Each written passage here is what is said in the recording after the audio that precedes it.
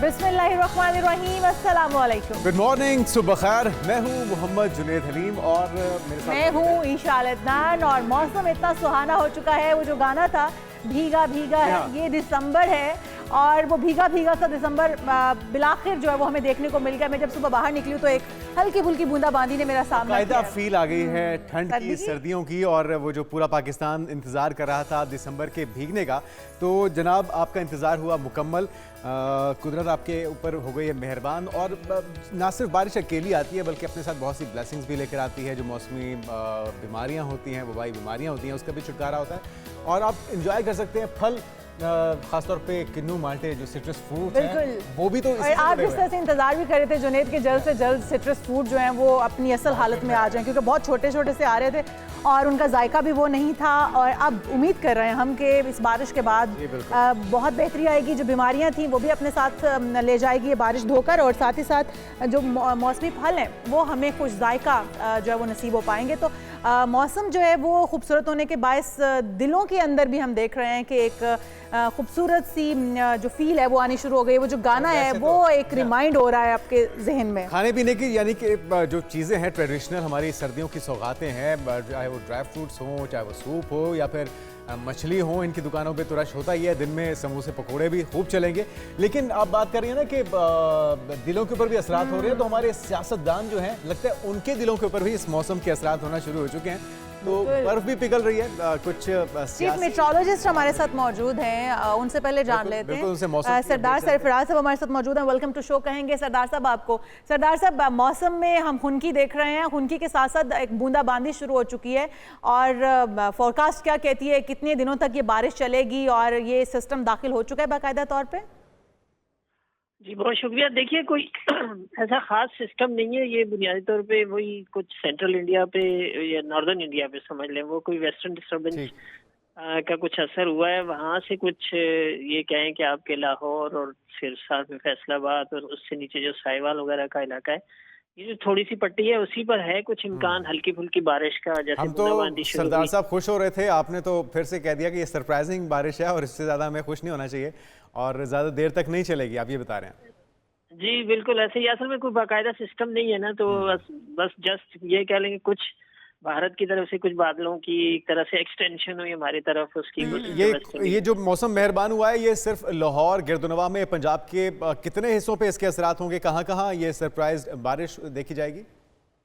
ये देखिए लाहौर और हो सकता है ऊपर थोड़ा सा उधर गुजरांवाला और फिर फैसलाबाद और सरगोदा का कुछ एरिया हो सकता है, किसी जगह बूंदाबांदी हो जाए, फिर नीचे साहिवाल और ये छोटी सी पट्टी है समझ लें, उसी पर है उसके असरात। लेकिन सरदार साहब अच्छी बात ये है कि बिलाखिर दिसंबर भीग गया है और यही हम दुआएं कर रहे थे कि जो गाने बने हुए हैं वो सच साबित हो जाएं और दिसंबर भीग जाए और जो दिलों के मौसम हैं वो भी सुहाने हो जाएं। तो वो तो बिलाखिर हो गए। बारिश कम या ज़्यादा ये आने वाले दिनों में देखते हैं कि क्या होता है। फोरकास्ट आपकी यही कहती है कि बारिश नहीं होनी है और फिर हम देखते हैं कि कोई ना कोई बादल जो है वो घूमता फिरता पाकिस्तान की तरफ आ ही जाता है।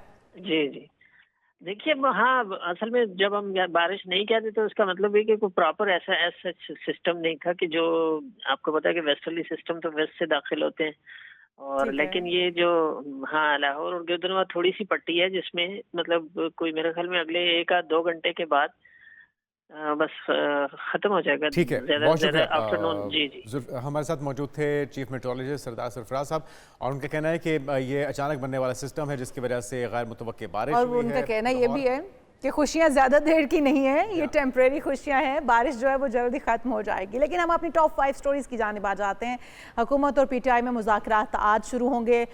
हुकूमत और पीटीआई के दरमियान भी जो एक डेडलॉक था वो अब टूटने लगा है और सूरत हाल काफ़ी बेहतर होने लगी है। मुज़ाकरात किस तरह से होते हैं, क्या मशरूत मुज़ाकरात होते हैं, इस पर भी हम तफसीली बात करेंगे और साथ ही साथ आपको बताएंगे कि पाकिस्तान ने जनूबी अफ्रीका को तीसरे वनडे में शिकस्त देकर वाइट वॉश कर दिया है। जी बिल्कुल, और पाकिस्तान ने एक और कामयाबी भी हासिल की है। वो कामयाबी है बॉडी बिल्डिंग की दुनिया में। पाकिस्तान ने बॉडी बिल्डिंग वर्ल्ड कप में तारीख रकम कर दी है। कौन सा टाइटल जीता है, कौन सा मेडल हासिल किया है, हमारे एथलीट ने, उनसे भी आपकी मुलाकात करवाएंगे और फिर बात होगी पोस्ट मॉर्टम डिप्रेशन आखिर क्या है और नई माएँ इस डिप्रेशन का शिकार क्यों हो रही हैं।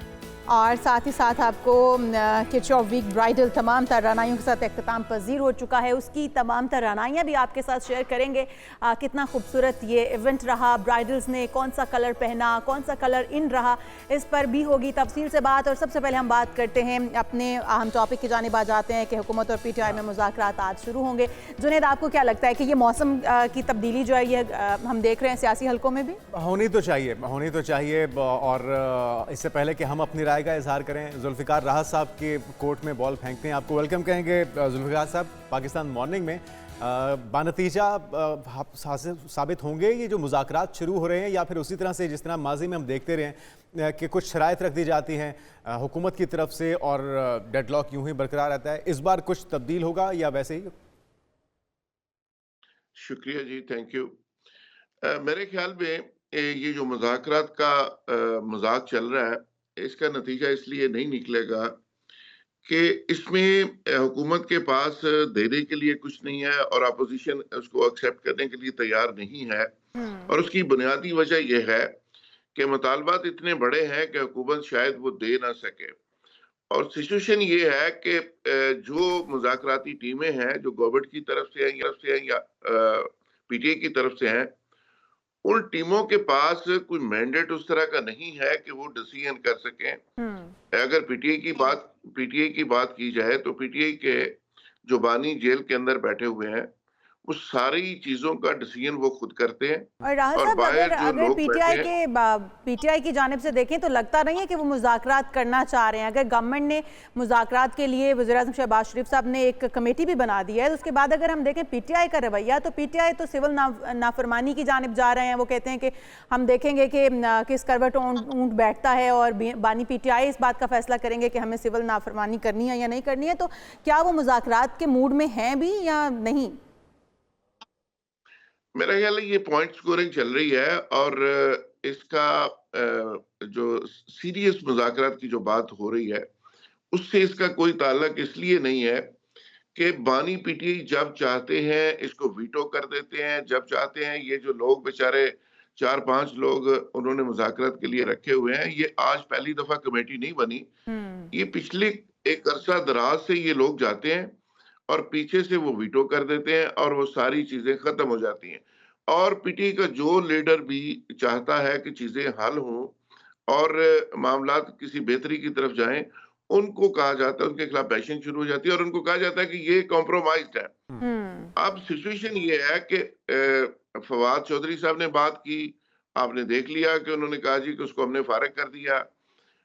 इससे पहले गोहर अली खान या कुछ और लोग हैं वो मुफाहमत की बात करते रहे, कोई रास्ता निकालने की बात करते रहे, तो पूरा जो सोशल मीडिया है PTI का वो सारे के सारे उस पर बैशिंग करते रहे, ये कॉम्प्रोमाइज हो गए हैं, ये गवर्नमेंट से मिल गए हैं। तो उसमें ये होता है कि ये बेचारे जो भी एक्सरसाइज करते हैं और वो एक्सरसाइज करके जब जेल में जाते हैं डयाला मुलाकात के लिए, तो वहां से उस सारी चीज को वीटो कर दिया जाता है, नए अहकाम जारी हो जाते हैं। अच्छा जुल्फ़िकार साहब, आपके ख्याल में ये जो बैकडोर को राब्ते को पेशरफ्त हुई है, हम देख रहे थे कि आज 190 मिलियन पाउंड जो केस है बानी PTI के खिलाफ उसका फैसला सुनाया जाना था, लेकिन वो फैसला भी अभी गालिबन मुअख्खर हो गया और एक कमेटी बन गई। मुज़ाकरात का दौर होने जा रहा है आज 11:30 बजे। तो आपको लगता है कि कुछ बैकडोर राब्ते भी हो रहे हैं और इस पोजीशन में हुकूमत भी होगी कि वो जो भी उन्हें ग्रीन सिग्नल मिलता है कुछ मान ले और कुछ मनवाले की बुनियाद पे कुछ सीज फायर हो जाए फौरी तौर पे? देखिए जी, एक इंटरनेशनल प्रेशर है और जो गवर्नमेंट के ऊपर है और गवर्नमेंट उसको सामने रख के कोई रास्ता निकालने की बात तो कर रही है, लेकिन मैं ये कहूंगा कि इसमें जो PTI की टीम है, जो पांचों के पांचों लोग हैं, उन बेचारों के पास कोई इख्तियार नहीं है कि वो कोई फैसला कर सके। आपको याद होगा फलस्तीन के मामले पे APC थी और PTI इसलिए APC के अंदर नहीं जा सकी कि जी जेल से हमें ग्रीन सिग्नल नहीं मिला। इसी तरह इस मामले के अंदर भी कोई भी चीज गवर्नमेंट सामने रखती है तो वो बेचारे जेल की तरफ दौड़ लगा देते हैं और फिर कहते हैं जी ये हम नहीं कर सकते, आप जेल में बात करें। तो जेल के अंदर से कहा जाता है कि जी हम सिविल नाफरमानी कर रहे हैं। अब सिविल नाफरमानी और मुज़ाकरात दोनों चीजें साथ साथ नहीं चल सकती। ये गवर्नमेंट वाजे कर चुकी है और यही रवैया अगर PTI का रहा तो मेरा ख्याल है कि इसका नतीजा कोई नहीं निकलेगा। ये जुल्फ़िकार मुज़ाकरात साहब, के आपको नाम क्या पे लगता है ऐसे कौन से मुतालबात हो सकते हैं पीटीआई की जानिब से जो हुकूमत नहीं मानेगी तो उन्हें सिविल नाफरमानी की जानिब जाना पड़ेगा, या जिस तरह से उन्होंने कहा कि बैरून मुल्क से जो ज़र मुबादला आ रहा है उसको भी रोक देंगे और सिविल नाफरमानी भी हो सकती है, तहरीक चलाई जा सकती है, तो कौन से मुतालबात हैं जिनके ना माने जाने के खदशात पीटीआई को भी दरपेश हैं, जिसकी बदौलत वो ये बयान भी दे रहे हैं कि हम एहतजाज भी कर सकते हैं और ये तमाम तर कार्रवाइयाँ भी हमारी जानिब से हो सकती हैं? देखिए जी, पीटीआई ने तो बड़ा वाज़ेह कहा है कि जी एक तो 9 मई है जो रास्ते में सबसे बड़ी रुकावट है। अब पाकिस्तान की एस्टेब्लिशमेंट और हुकूमत इसको मानने को तैयार नहीं। वो कहते हैं जी 9 मई के जितने लोग हैं सबको सजा होगी। अब बानी पीटीआई उस पे माफी मांगने को तैयार नहीं, और इसमें कोई शक ही नहीं कि 9 मई का जो वाकया था वो एक बहुत बड़ी साजिश थी। अब इसमें सोच के अंदर बड़ा फर्क है कि पीटीआई उसको साजिश समझती है या नहीं समझती। जब तक पीटीआई उसको साजिश समझ के उस पर माफी नहीं मांगती, ये चीजें आगे चल नहीं सकती। और पीटीआई कहती है कि जी सारे लोगों को रहा कर दिया जाए और सबको माफ कर दिया जाए और इस पे किसी से पूछा ना जाए, जबकि पाकिस्तान की गवर्नमेंट और एस्टेब्लिशमेंट उन सारे केसों को एग्जीक्यूट कर रही है, प्रोसीड कर रही है।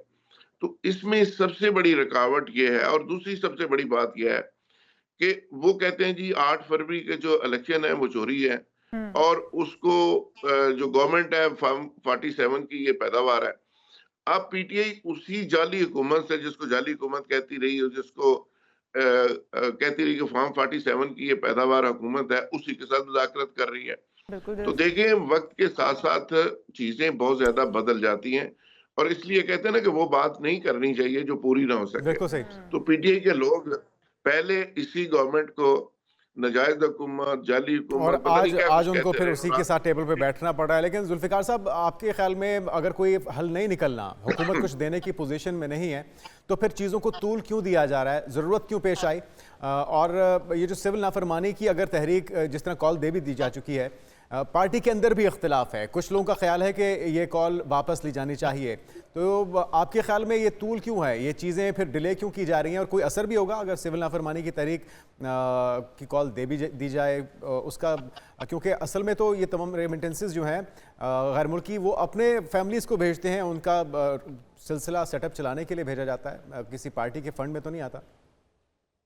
देखिए पीटीआई के लोग बेचारे स्ट्रगल कर कर के थक गए हैं, और लीडर वो नहीं होता जो अपने लोगों को, अपने सिपाहियों को मरवाता रहे। उसने बाज़ का सेफ लैंडिंग भी करवानी होती है, लोगों को बचाना भी होता है। तो पीटीआई के लोग बेचारे थक गए हैं। और दूसरी बात यह है कि जो सिविल नाफरमानी की जो कॉल दी जा रही है, ये इसलिए कारगर साबित नहीं होगी कि लोग अपने घरों में पैसे भेजते हैं, पहली चीज।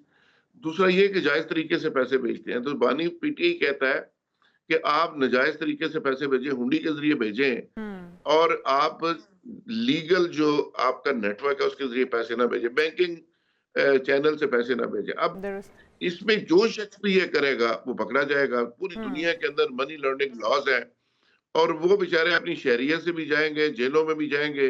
अब देखिए ना, आप अपने फॉलोअर्स को किस टेस्ट में डाल रहे हैं और किस काम पे लगाना चाह रहे हैं। तो इसलिए ये नाफरमानी की जो काल है ये भी नाकाम और फिर सर देखना ये भी होगा कि क्या लोग निकलते हैं कि नहीं, क्योंकि मौसम खासा सर्द हो चुका है और फिर बार बार जिस तरह पीटीआई हमेशा अपने फॉलोअर्स को बुलाती है और फिर बैकफुट पर चली जाती है, तो ये देखना होगा कि किस तरह से वो निकल पाते हैं या नहीं निकल पाते। आपको लगता है कि गवर्नमेंट और इस वक्त एस्टैब्लिशमेंट एक ही पेज पर हैं और जो मुज़ाकरात के लिए उन्होंने टीम तश्कील दी है ये बाहमी मुशावरत से दी है? मेरा ख्याल है जी ये टाइम थोड़ा सा निकाला जा रहा है, एंगेज किया जा रहा है एक दूसरे को पॉलिटिकली। बात का ये होता है कि पीटीआई अपने वर्कर्स को बता रही है कि जी हमारे मुज़ाकरा चल रहे हैं, गवर्नमेंट किसी और जगह बता रही है कि जी हमने एंगेज किया हुआ है। लेकिन जरूरी नहीं होता कि इस तरह के हर एंगेजमेंट का कोई रिजल्ट निकले, और उसकी वजह यह है कि कुछ चीजें कैमरे के सामने हो रही होती हैं, कुछ कैमरे के पीछे हो रही होती हैं। तो जो कैमरे से पीछे चीजें हो रही होती हैं उसका रिजल्ट तो निकल सकता है, लेकिन ये जो फोटो सेशन हो रहा है ना जी, जिसमें गवर्नमेंट और पीटीआई के लोग मिल रहे हैं, इसका नतीजा निकलता इसलिए नजर नहीं आ रहा कि नतीजा तब निकलना जब पीछे से कोई फैसला होगा। और इसकी सबसे बड़ी बात यह है कि पीटीआई और नोली के दरमियान जो इख्तलाफात हैं वो जाती नोयत के हो चुके हैं, नफरत की हद तक जा चुके हैं। यानी वो सियासी और नजरियाती बिल्कुल ठीक इख्तिलाफ कह रहे हैं नहीं आप। रहे। मुल्की मफादात के लिए तो ये जंग चल ही नहीं रही है, ये अपने अपने ज़ाती मफादात के लिए चल रही है। बहुत शुक्रिया जुल्फ़िकार राहत साहब हमारे साथ मौजूद थे, सीनियर सहाफ़ी। और जिस तरह से वो कह रहे थे कि सिर्फ फ़ोटो सेशन की हद तक इसको अच्छा समझ सकते हैं कि फ़ोटो सेशन अच्छा हो रहा है PTI और नून लीग का, लेकिन अगर हम देखें तो इसके कोई खातिर ख्वाह इकदाम जो है वो होते हुए नज़र नहीं आ रहे हैं, रिजल्ट नज़र नहीं आ रहा। कोशिश है और उम्मीद करते हैं कि इसी बहाने ही बर्फ़ पिघल जाए और मुल्क की इस्तेहकाम के लिए, मईशत के इस्तेहकाम के लिए तमाम स्टेक होल्डर्स का, तमाम सियासी जमातों का एक पेश पे होना बहुत ज़रूरी है। जो भी अपडेट्स होंगी वो भी आपके साथ शेयर करेंगे, क्योंकि आज 11 साढ़े 11 बजे बैठक है, मुज़ाकराती दौर का आगाज़ होगा। आगे बढ़ते हैं और बात कर लेते हैं सुरों की मलिका तरन्नुम नूर जहां की, जिनकी आज बरसी मनाई जा रही है। बिल्कुल जी। तो इससे पहले कि हम उन पर मज़ीद गुफ्तगू करें, उन्हें ट्रिब्यूट पेश करते हैं, उनके नगमे सुनिए आप भी। बरसग़ीर पाक व हिंद में करोड़ों दिलों पर राज करने वाली ये थी मलिका तरन्नुम नूरजहां, जिनका कोई भी नगमा हो, कोई भी गाना हो, आप सुनते जाएं। बिल्कुल आप खो जाते हैं, बिल्कुल आप खो जाते हैं और आप जो है तसव्वुर में आप किसी ना किसी को सोचने लगते हैं। तो आप भी ये म्यूजिक सुनिए, इस वक्त बैठ कर हमारे प्रोग्राम को भी देखते रहिए। हम यहाँ पे एक ब्रेक शामिल करने जा रहे हैं और जब ब्रेक से वापस आएंगे तो आपको बताएंगे पाकिस्तानी शाहीनों की एक बड़ा कारनामा, बड़ी जीत, जो कि उन्होंने साउथ अफ्रीका को उन्हीं के घर में क्लीन स्वीप कर दिया। इसको बात करते हैं एक ब्रेक के बाद हमारे साथ। नाज़रीन वेलकम बैक। बात हो जाए, पाकिस्तान ने वनडे सीरीज में साउथ अफ्रीका को क्लीन स्वीप कर दिया और तीसरे वनडे मैच की अगर बात करें तो पाकिस्तान ने साउथ अफ्रीका को 36 रन से शिकस्त दे दी है। उससे पिछले मैच में 81 रन से दी थी, तो बेहतरी का सफर शुरू हो चुका है। कहां तक जारी रहेगा इस पर बात कर लेते हैं। पीजे मीर साहब हमारे साथ मौजूद हैं, साबिक क्रिकेटर। मीर साहब आपको वेलकम कहेंगे पाकिस्तान मॉर्निंग में। सबसे पहले तो किसको क्रेडिट जाता है इस ज़बरदस्त कामयाबी का कि साउथ अफ्रीका को उनके घर में हमने वाइट वॉश किया? देखिए जी, क्रेडिट टीम पाकिस्तान टीम को ही जाएगा और इन लड़कों को जाएगा। इन्होंने अपने आप को अडॉप्ट किया। हालांकि T20 में हार गए सीरीज, और वनडे के अंदर दे प्लेड मच बेटर। अब आगे टेस्ट मैच भी आ रहा है, let's see how they perform. लेकिन यहाँ में एक पॉइंट जिसको हमने बड़ा डिबेट करना है और गहरे तरीके से, कि जीत तो गए लेकिन अभी भी हमारी जहाँ शॉर्ट कमिंग्स है उसको हम फेस करना है। और जिस तरह के टूर से पहले अगर आपको याद है कि जेसन गिलेस्पी ने इसको रिजाइन कर दिया था, क्यों किया था? क्योंकि वो कह रहा है, मैं चाहता हूं कि जो पाकिस्तानी लड़के हैं इनके अंदर फेथ हमें देना है, इनको कॉन्फिडेंस देना है, फेथ देना है। And I totally agree with him and I hope कि आकिब जो स्टैंड इन है ये वही करेंगे, बिकॉज आकिब का रिकॉर्ड बड़ा अच्छा है। लाहौर कलंदर्स का भी आप रिकॉर्ड देख लो, और ओवरऑल उसमें क्रिकेटिंग सेंस है आकिब में, and that is a plus. आपका एडवांटेज एक है कि आपका कम्युनिकेशन गैप कोई नहीं है। वो भी उर्दू बोलता है, ये भी पश्तो तो शायद नहीं बोलेगा, लेकिन उर्दू सबको समझ आती है। So that is a great advantage and you know I hope the team performs well. लेकिन साइम अयूब ने भी बड़ा अच्छा परफॉर्म किया है। उसने भी आप देखें तो छक्के चौके ही लगाए हैं और 100 रन्स बना दिए हैं। उसने मैन ऑफ द मैच भी बनाया। वो तो साइम अयूब को क्रेडिट नहीं देंगे इस मैच के जीतने का? विशाल, जब ये बेचारा परफॉर्म नहीं कर रहा था, आपको याद नहीं है ऑस्ट्रेलियन टूर पे वो इसको लेके क्यों गए हो? ये तो बिल्कुल फारग है। यहाँ अंदर मीडिया के अंदर सारी रिपोर्ट्स उसने जब दिखाया है, and he answered with his bat, you are so right कि बिल्कुल आप उस लड़के को क्रेडिट दो, डिस्पाइट इतनी क्रिटिसिज्म उस लड़के के ऊपर हुई है।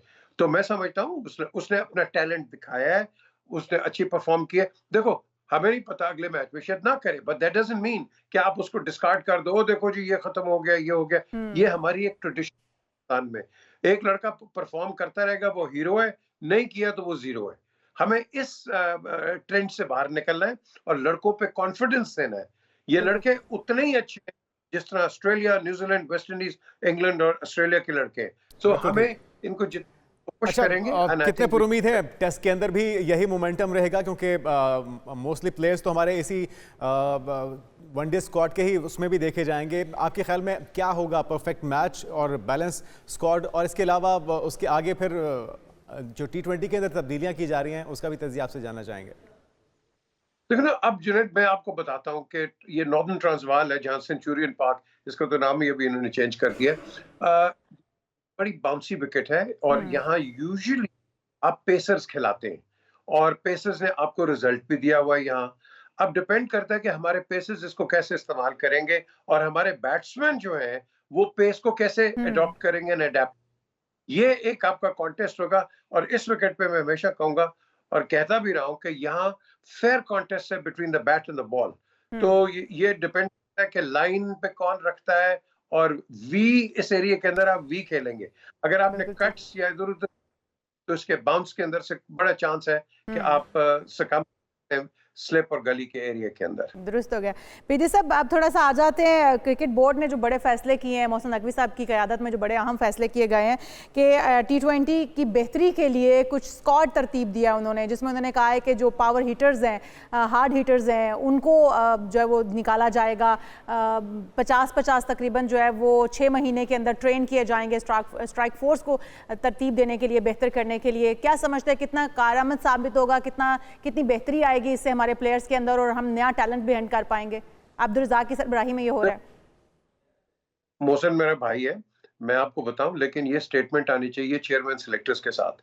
ये करना उसने, क्योंकि अब मोहसिन ने तो एक स्टेटमेंट दे दी है, वो बात सारे मोहसिन के पीछे पड़ जाएंगे। आपने तो ये कहा था भाई ये चेयरमैन सिलेक्टर्स को आगे रखो और तुम बताओ कि भाई तुमने लड़कों को कैसे डेवलप करना है।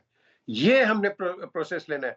हम हर जगह चेयरमैन को आगे कर देते हैं, और जब चेयरमैन टीम परफॉर्म नहीं करती, ब्लेम चेयरमैन पे आता है। चेयरमैन पे नहीं आना चाहिए, आपकी सिलेक्शन कमेटी पे ब्लेम आना चाहिए कि उन्होंने कैसे लड़के खिलाए, आपके कप्तान ने क्या किया, आपके कोचेस ने क्या किया। आप इस रूट पे आओ। तो मैं समझता हूँ कि अब ये आकिब पे है, आकिब को अब ये परमानेंट स्पॉट मिलता है कि नहीं इस सीरीज के बाद, we'll have to wait and see। But ये सब जो लड़के हैं, इनको मैं हमेशा कहा है, ये आपको इतने कोचेस की जरूरत नहीं है। Aqib is one good enough, आपको मोटिवेटर की जरूरत है। ये सब लड़के जबरदस्त प्लेयर्स हैं, बट लेकिन हमने हमेशा मीर साहब जो हमारी बैटिंग है उस पर सफ़र किया है, और हमारी स्ट्रेंथ हमेशा बॉलिंग ही रही है। तो अभी ये जो 6 माह के अंदर 50 बैटर्स या 50 ऐसे नए टैलेंट को सामने लाया जाएगा जो लंबे छक्के और चौके मारने की सलाहियत रखते होंगे, इससे कितना निखार आएगा, कितनी मजबूत हो पाएगी हमारी टीम? अब देखो ना, अब आपने एक बात कही है, कितनी देर ये लड़के कितनी देर बाहर रहे हैं। लड़के खेलते खेलते स्टेल हो जाते हैं, बिल्कुल, और इनको रिवाइटलाइज करना है। लड़कों को रेस्ट भी वहां देना है जहां हमने देखना है, जिस तरह दिया है। तो ये चीजें जो है, मैं समझता हूँ ये बड़ा काउंट करती हैं। लड़कों को बर्न आउट नहीं करना। मैं आपका नाम लेता हूँ, ये इमरान को देख लो। ससेक्स में ये और गार्थ लरू ये खेलते थे चॉइस गेम्स के अंदर, जहां हम देखते ये ससेक्स देखता था कि उन्होंने परफॉर्म करना है, वहां वो खिलाते थे उनको। जहां नहीं करना है, डोसाइल विकेट्स हैं, जहां कुछ भी नहीं है, उनको रेस्ट दे देते थे। तो इस लिहाज वसीम भी आप देख लो, इन लड़कों ने लॉन्ग स्पेल किए हैं क्योंकि ये फ्रेश रहे। हमने आज भी इन लड़कों को करना है। पीटी साहब, मोहसिन नकवी साहब की यहाँ पर थोड़े सा मैं कहूँगी कि जो वो इकदाम कर रहे हैं वो ऐसा इकदाम है, और आने वाले दिनों में बहुत ही अच्छा क्रिकेट के लिए बहुत अच्छे साबित होंगे। जिस तरह से उन्होंने अभी स्क्वाड का ऐलान किया, उसके हवाले से अगर मैं जानना चाहूँ स्पेसिफिकली कि जो स्क्वाड उन्होंने तरतीब दिया और जिसमें उन्होंने कहा है कि 50-50 जो लोग उन्होंने हिंट करने का कहा है, ऐसे प्लेयर्स जो अच्छी परफॉर्मेंस दे सकें। नया टैलेंट है, जाहिर है अभी भी हमने नए टैलेंट को आजमाया है और एक अच्छा हमें बैलेंस किस्म का खेल देखने को मिला है। क्या समझते हैं कि ये कितना सूदमंद साबित होने जा रहा है, नए टैलेंट को मौका देना, नए लोगों को लेकर आना? ये बड़ी अच्छी चीज है। ये ऑस्ट्रेलिया इस पे आप कह लो एक्सपेरिमेंट करता है, और इंग्लैंड भी हमने देखा है ये करता है, और इंडिया भी देखते हैं। बट द क्वेश्चन इज कि हम जो बड़ा स्क्वाड है, ये बड़ा अच्छा एक चेयरमैन ने एक इनिशिएटिव लिया है, और ये लेना चाहिए। हमें हमेशा अपने विंग्स के अंदर 1, 2, 3 बैकअप्स रखने चाहिए, और वो जो बैकअप्स है वो आपके काम आ भी जाते हैं। इसलिए मैं कहता हूं कि आपके जो सिलेक्शन कमेटी है वो लड़कों को कहे कि भाई तुमने 3 मैच खेलने, 0 करो या जो मर्जी करो, बिल्कुल उसके अंदर परफॉर्म होना चाहिए। बिल्कुल सही है, सही तरह से यूटिलाइज करना। अभी ये तो बोर्ड का ही काम है, पीसीबी हुकाम का काम है। अच्छा, चैंपियंस ट्रॉफी के हवाले से बड़ा शिद्दत से इंतजार था शायकीन को कि शेड्यूल का ऐलान हो जाए, फाइनली हो चुका। तो जो आपके पाकिस्तान के मैचेस हैं या जो पाकिस्तान का भारत से टाकरा है, कैसे इवेंट की तवक्को कर रहे हैं आप? देखो, पहला मैच तो हमारा इंडिया के साथ उधर होगा 23 फरवरी को, तो विल सी कि क्या आगे है। बट ये मेरी नजर में ये इंडिया ने क्रिकेट की स्पिरिट को मार दिया है। ये जो चैंपियन होते हैं, वर्ल्ड कप्स होती है, ये टीमों को और मुल्कों को इकट्ठा करती हैं। ये क्या वजह है कि सारी टीम्स इधर पाकिस्तान में खेल रही है और हिंदुस्तान को ये प्रॉब्लम आई है? ठीक है, चेयरमैन ने कि अगर आप नहीं खेलते हम भी फिर हिंदुस्तान नहीं आएंगे। नुकसान इस इंडिया की क्रिकेट बोर्ड ने या इंडिया की गवर्नमेंट ने कि जो नुकसान किया उसने क्रिकेट को धक्का मारा है और एक स्पोर्ट की जो स्पोर्ट्समैन स्पिरिट है, स्पिरिट ऑफ द गेम, इन्होंने बिल्कुल बेड़ा गर्क उसका किया है, जो कि मैं समझता हूँ कि गिवेबल है। ठीक है, 27 तक चलेंगे, but at the end of the day आगे ओ भाई तुमने खेलना है हमारे साथ खेलो, नहीं खेलना है यार भाड़ में जाओ, वी डोंट केयर। हम खुद भी खेलना अपनी रिस्पेक्ट के साथ, इंटेग्रिटी के साथ। तुम्हारे बात तो है कि इस तमाम तर कार्रवाई से भारत बुरी तरह से एक्सपोज तो हुआ है दीगर ममालिक के ऊपर भी, कि अगर बाकी सबको जिस तरह आप भी कह रहे हैं कि इश्यूज नहीं है, वो पाकिस्तान आकर बाकी टीमें खेलना चाहती हैं, तो फिर इनको तहफुजात क्यों हैं, ये पाकिस्तान आके क्यों नहीं खेलना चाहते? और ठीक है, अगर नहीं खेलना हमारे साथ तो ना खेलें, लेकिन ये फिर जो अभी डिसाइड हुआ इसमें इतनी ताखीर का शिकार भी आप समझते हैं कि भारत को भी मसाइल थे कि अगर पाकिस्तान इंडिया जाके ना खेले जैसे पहले होता आया है, तो जो इस वक्त मोहसिन नकवी साहब कह रहे थे कि ठीक है फिर हाइब्रिड मॉडल पर जो है वो इत्तफाक हो जाना चाहिए और फिर हमें इसके ऊपर एग्रीमेंट कर लेना चाहिए कि आने वाले दिनों में हम भी पाकिस्तान नहीं जाएंगे। यही वजह बनी है ताखीर की, जो शेड्यूल जारी नहीं हो पा रहा था। देखिए, हमने एक बहुत बड़ा इनिशिएटिव लिया है। आपको पता है कि कदाफी स्टेडियम को अपग्रेडेशन, कराची और जो ग्राउंड्स हैं हमारे, उनको हमने बहुत अपग्रेड किया है। इसमें बहुत पैसा लगा है और अगर हम अभी, मैं समझता हूँ कि बाहर आ जाते या ना खेलते या कोई रिजेंटमेंट दिखा देते तो उसमें फाइनेंशियली हमें बहुत बड़ा लॉस होना था। हमने ये रिकवरी नहीं, और इट कुड हैव बीन कि हम रेड में चले जाते। तो I think it's a good decision from a commercial point of view, it is a good decision from a television point of view, and also हमें time भी मिल गया है। और उसके पता क्या, मैं समझता हूँ कि as far as cricket is concern एक विन विन पोजीशन आ गई आपके पास। तो ये 27 तक 3 साल ही है ना, 27 तक चलेगी। आगे देखेंगे कि आगे इनका रवैया चेंज होता है या इसी रवैये पे खड़े रहेंगे। लेकिन हिंदुस्तान ने वर्ल्ड क्रिकेट का बहुत बड़ा नुकसान किया अभी। बिल्कुल दुरुस्त, बहुत शुक्रिया। आपके जमीर साहब हमारे साथ मौजूद थे, साबिक क्रिकेटर, एनालिस्ट, और जिस तरह से वो कह रहे थे कि एक अच्छा फैसला है। आने वाले दिनों में देखते हैं कि भारत जो है क्या वो इस चीज़ से सबक सीखता है कि नहीं, क्योंकि भारत को भी उतना ही नुकसान हुआ है। जब पाकिस्तान भारत नहीं जाएगा तो नुकसान तो पाकिस्तान को भी है और पाकिस्तान का। और जिस तरह की तैयारियां चल रही हैं, हम पूरी तरीके से तैयार हैं इस इवेंट को होस्ट करने के लिए। एक ज़बरदस्त इवेंट हुआ, क्रिकेट शायकीन को एक अच्छी क्रिकेट देखने को मिलेगी, अच्छे मैचेस देखने को मिलेंगे। आगे बढ़ते हैं और बात कर लेते हैं लेजेंडरी कव्वाल की। कव्वाली से शोहरत की बुलंदियों को छूने वाले अमजद साबरी जो हैं, आज है उनका यौम पैदाइश। बिल्कुल जी, आज भी अगर उनकी नातें सुनी जाएं तो आप वापस जो है वो कवाली सुनी जाए, नातें सुनी जाएं तो एक सुरूर और एक सहर में मुब्तला हो जाते हैं। तो हम क्यों ना उनकी कुछ मारूफ और मशहूर कवालियाँ सुन लें आज के दिन पे। और यहाँ पर एक ब्रेक शामिल करेंगे। ब्रेक से जब वापस आएंगे तो आपकी मुलाकात करवाएंगे टोक्यो के बॉडी बिल्डिंग वर्ल्ड कप में पाकिस्तानी बॉडी बिल्डर ने जो एक कारनामा सर अंजाम दिया है, जाहिद मुगल से आपकी मुलाकात करवाएंगे। लेकिन एक शॉर्ट ब्रेक के बाद आप कहीं मत जाएगा, स्टे विद अस।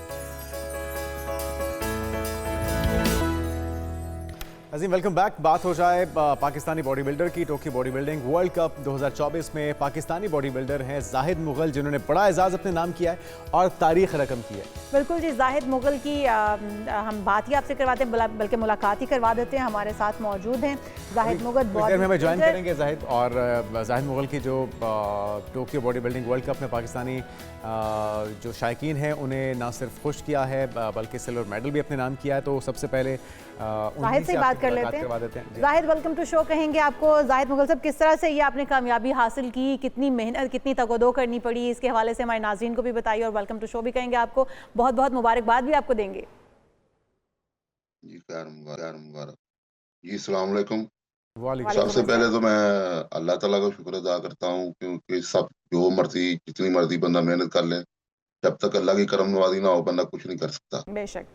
दूसरे नंबर में मेहनत की बात आती है तो मुझे तकरीबन ये 8 माह से लेके 9 माह तक मैंने ना ये सारी तैयारी के मतलब जो प्रोसीजर 8 से 9 माह का तैयारी का प्रोसीजर है मेरा सारा टोटल, जिसमें मतलब कि मेरी डाइट माइक्रोज के हिसाब से दिन में 3 टाइम ट्रेनिंग, कार्डियो जिसमें वेट ट्रेनिंग, सारा कुछ मिला के ना डेली के तकरीबन लगा लें आप ना 2.5 से 3 घंटे बनते हैं पूरा वर्कआउट जो बनता है 24 घंटों में।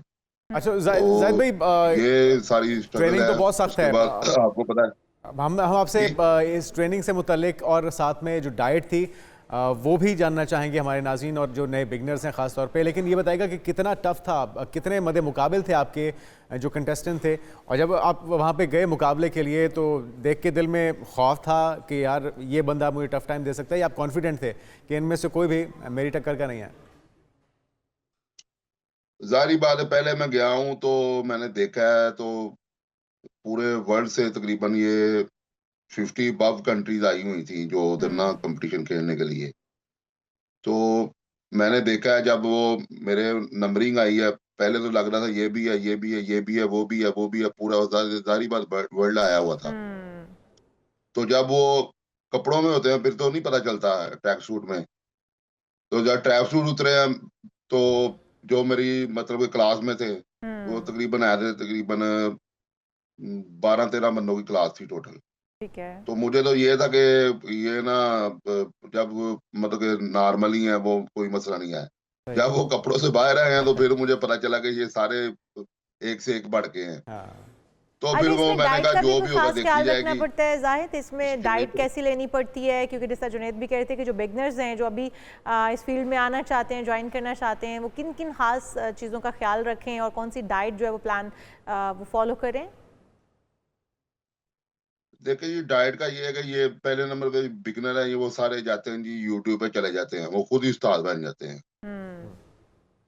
तो आप कोई भी बंदा हो उसको भी वो चूज करे जो बिगनर है, जो भी हो, जिसको इस चीज का पता हो कि वो कंपटीशन खुद खेल रहा है और उसको कम से कम 10 से 15 साल या 20 साल हो गए कंपटीशन खेलते हुए। ये नहीं कि जो एक बंदा वो नया है, साल 2 साल हो गया उसको, वो compete कर रहा है तो वो उसके पीछे लग जाए। नहीं, कम से कम ये इस तरह की फील्ड है कि ये पूरी साइंस है। इसमें ये नहीं है कि वो जाहलों वाला काम है कि ये इतना आप डेली गोश्त खा लो, ये खा लो, वो खा लो, इस तरह करो। ये आपका बॉडी वेट के हिसाब से सारा कुछ होता है। बॉडी वेट के हिसाब से आपकी डाइट होती है, सारा कुछ आपका उसी तरह आपने मसल गेन करने हैं, सारा कुछ करना है बॉडी वेट के हिसाब से। तो बंदा वो जो चूज करे जो कम से कम उसको कंपटीशन खेलते हुए, वो खुद compete करते हुए मिनिमम 10 से 15 साल हो। शॉर्टकट से बचना कितना ज़रूरी है नए बच्चों को? क्योंकि अब जिस तरह से आप भी कह रहे हैं कि यूट्यूब पे देख के सारे एक्सपर्ट बन जाते हैं, लेकिन शॉर्टकट के चक्कर में स्टीरॉइड्स का ज़्यादा इस्तेमाल वो कितना ख़तरनाक हो सकता है और आपकी बॉडी बनने के बजाय आपको कई और बीमारियाँ लाक हो सकती हैं। ज़रा ये भी रहनुमाई कीजिएगा। देखे जी, स्टीरॉइड हो गया, सप्लीमेंट हो गया। अब देखे जो बंदा है जूनियर क्लास का बंदा है जिसकी एज 15 से 20 साल तक है, उसको ना तो किसी सप्लीमेंट की जरूरत है, ना तो उसको किसी स्टीरॉइड की जरूरत है। क्योंकि वो 20 साल तक वैसे ही नेचुरली उसकी बॉडी ना इतना उसको ना उसका अंदर जो उसके हार्मोन होते हैं, टेस्टोस्टेरोन लेवल होता है, वो नेचुरली बंदे को ना 15 से 25 साल तक बंदे का वैसे ही नेचुरल टेस्टोस्टेरोन इतना होता है कि वो बंदे को खुद ही आगे लेके जितना चाहे वो अपने आप को ऊपर कर सकता है, नीचे कर सकता है। क्योंकि सारी बंदे की जो ना मेल की खास तौर पे सारी जो ये गेम ही टेस्टो की है, टेस्टो लेवल आपका जो है, तो नेचुरली टेस्टो लेवल मेल का जो है ना 15 से 25 साल तक वो वैसे ही अल्लाह ताला ने सही रखा हुआ है। उसके बाद जो अगर जरूरत पड़ती भी है तो 35 अबव जाके बंदे को जरूरत पड़ती है, 30 से अबव जाके। उससे पहले इन चीजों को देखना भी मेरे ख्याल में जुर्म होना चाहिए। अच्छा, अगला टारगेट क्या है? सिल्वर मेडल तो हासिल कर लिया, अगला इवेंट और अगला कौन सा मेडल हासिल करना चाहिए? अगला टारगेट ये है कि अगला यूएसए में आ रहा है, अगस्त में कंपटीशन आ रहा है मिस्टर यूनिवर्स का। तो मेरा अगला टारगेट वो है, तो अल्हम्दुलिल्लाह उसमें मेरा पूरा ये है कि इंशाल्लाह ताला अभी से वो शुरू करूंगा। तो असल में ये है कि पाकिस्तान में ना मतलब कि हमारे लिए मुश्किलात बहुत है, लेकिन इसके बावजूद आपने ये मेडल अपने नाम किया, ये इवेंट में पाकिस्तान की नुमाइंदगी की, ज़बरदस्त कारनामा है। हमारी तरफ से ढेरों दुआएं और बेस्ट विशेस आपके लिए। बहुत शुक्रिया। हमारे साथ जाहिद मुगल मौजूद है। एक ब्रेक ले लेते हैं और बिल्कुल जी, ब्रेक से जब हम वापस आएंगे तो बहुत सारे अहम इशूज़ हैं जिन पर हम बात करेंगे। Stay with us. प्रोग्राम में एक बार फिर से आपको खुशामदीद कहेंगे। तो नाज़रीन, मौसम जो है वो अपने रंग बिखेर रहा। में भी 3 रोज़ा हमने देखा कि हम ब्राइडल किशोर वीक का भी इनेकाद किया गया था तमाम तर रनाइयों के साथ। वो तो इख्तिताम पजीर हो गया क्योंकि जैसे मौसम में सरमा शुरू होता है तो इस तरह के जो फैशन शोज़ हैं वो हम देखते हैं कि वो ट्रेंड्स पकड़ लेते हैं। बिल्कुल, ट्रेंड्स क्या हैं इस साल के, और ये किशोर वीक में फैशन और शोबिज़ इंडस्ट्री के जो नुमाया चेहरे थे उन्होंने भरपूर शिरकत की। मॉडल्स खुश रंग भारी काम वाले ब्राइडल मलबूसात पहनकर रैंप पर रंग बिखेरती नजर आई, जिसके मनाजिर आप देख भी सकते हैं और आपको दिखाते भी रहेंगे। सबसे पहले तो हमारे साथ मौजूद हैं नूर फातिमा, तो उनसे जान लेते हैं कि फैशन ट्रेंड्स कैसे चल रहे हैं और इस विंटर की जिसके हम शिद्दत से इंतजार कर रहे थे, फाइनली विंटर तो आ गया, क्या चेंज होगा पिछली बार से? जी, thank you for calling me. ये बड़ा इंटरेस्टिंग एक वीक होता है, 3 दिन का ये एक प्रोग्राम पूरा ऑर्गेनाइज किया जाता है। बहुत महीनों से इसकी तैयारी शुरू हो जाती है और ये डिज़ाइनर्स के लिए एक बहुत इंपॉर्टेंट, वैसे भी शादियों का सीजन भी तो होता है ना? बिल्कुल, शादियों का सीजन होता है, तो डिज़ाइनर्स की जो सारी मेहनत इतने अरसे से वो जो ब्राइडल कैंपेन्स चला रहे होते हैं, फाइनली उसको वो पब्लिक को दिखाते हैं इस पॉइंट ऑफ व्यू पे। और ये बड़ा एक इंटरेस्टिंग तरीके से किया जाता है। पूरी टीम होती है, हर डिज़ाइनर की एक कोरियोग्राफी होती है और एक सेट गाना होता है, कौन शो स्टॉपर होगा, क्या मेकअप होगा। इस बार तो वैसे भी बड़ी इंटरेस्टिंग चीज़ें देखी गई हैं कि आप कह लें कि ओवरऑल 27 डिज़ाइनर्स थे जिन्होंने पार्टिसिपेट किया था। बहुत सारे वेटरन डिज़ाइनर्स हैं, बहुत सारे नए डिज़ाइनर्स हैं, आपके बहुत सारी मॉडल्स हैं। लेकिन मेरे लिए इंटरेस्टिंग होता है शो स्टॉपर कौन है, परफॉर्मेंस कौन दे रहा है। नूर ने क्या खुद मॉडलिंग करनी होती है कि शो स्टॉपर कौन है, कौन पहले जो रैंप पर आएगा, क्या वजह है नूर, ये इसमें इतनी दिलचस्पी किस वजह से? इसमें इसलिए भी होती है कि उससे पता चलता है कि किस डिज़ाइनर की कितनी मेहनत है, कितना बड़ा नाम आपके साथ अटैच हो रहा है। और ऑफ कोर्स वो फिर हम भी खुश हो जाते हैं अच्छे अच्छे चेहरों को, अच्छे अच्छे कपड़े पहन के। सबा कमर थी, महविश हयात थी, उर्वा थी, मावरा थी, मतलब वो दोनों बहनें भी थी। बड़ा ही हमें रंग तो नजर आया। लेकिन नूर, एक जो चीज़ हम कहते होते हैं कि कलर जो है वो कौन सा इन रहेगा, इन विंटर में आपने क्या देखा कि ब्राइडल्स के हिसाब से कौन सा कलर ज़्यादा इन था? ब्राइडल में red never really goes out of it, लेकिन मैंने जो इस दफ़ा इनके कपड़े में देखी थी बहुत ज़्यादा पेस्टल्स में भी ये लोग आए हैं। लेकिन एक नया विंटर का कलर बर्गंडी तो हम देख रहे हैं कि ओवरऑल बर्गंडी सब पहन रहे हैं, वो लड़के हो लड़कियां हो। अच्छा, यूनिवर्सल कलर या लड़के भी। लड़कों की आपने बात की है तो स्विंग के सुल्तान भी पहुंचे हुए थे, जरा उनकी धांसू एंट्री दिखाते हैं और उनका जो स्वैग है, उनकी जो पर्सनैलिटी, मैं समझता हूँ कि जैसे जैसे वक्त गुजर रहा है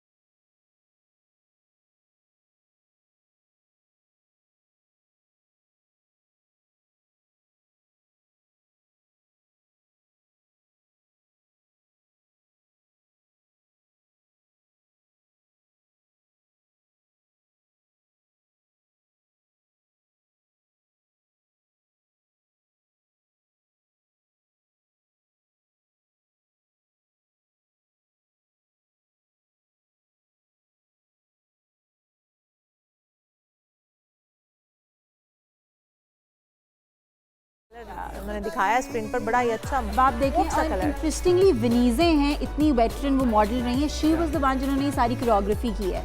और आप देख सकते हैं कि एक एक डिज़ाइनर के साथ कोऑर्डिनेट करना, एक एक मॉडल ने किस तरह से आना है, क्या पहनना है, ये बड़ी एक इंटरेस्टिंग चीज़ होती है। अगर आप हम इसको देखें कि हमारे डिज़ाइनर्स किस तरह से जो है ये सारी कोऑर्डिनेशन करते हैं और किस तरह से मॉडल्स के साथ भी इंटरैक्ट करते हैं। इस बार नूर सबसे जो डिज़ाइनर के जिसके डिज़ाइन सबसे ज़्यादा पसंद किए गए वो कौन सा डिज़ाइनर? फहद हुसैन। आयमा बेग ने भी परफॉर्म किया, फिर और आर्टिस्ट भी थे। उनकी ओवरऑल जो एक वो ट्रेडिशनल अटायर है ना, ये उनका कल का था, क्लोजिंग शो में उनका एक शो था, like people were crazy for his. सभा के बाद महविश हयात की एंट्री भी दिखाते हैं।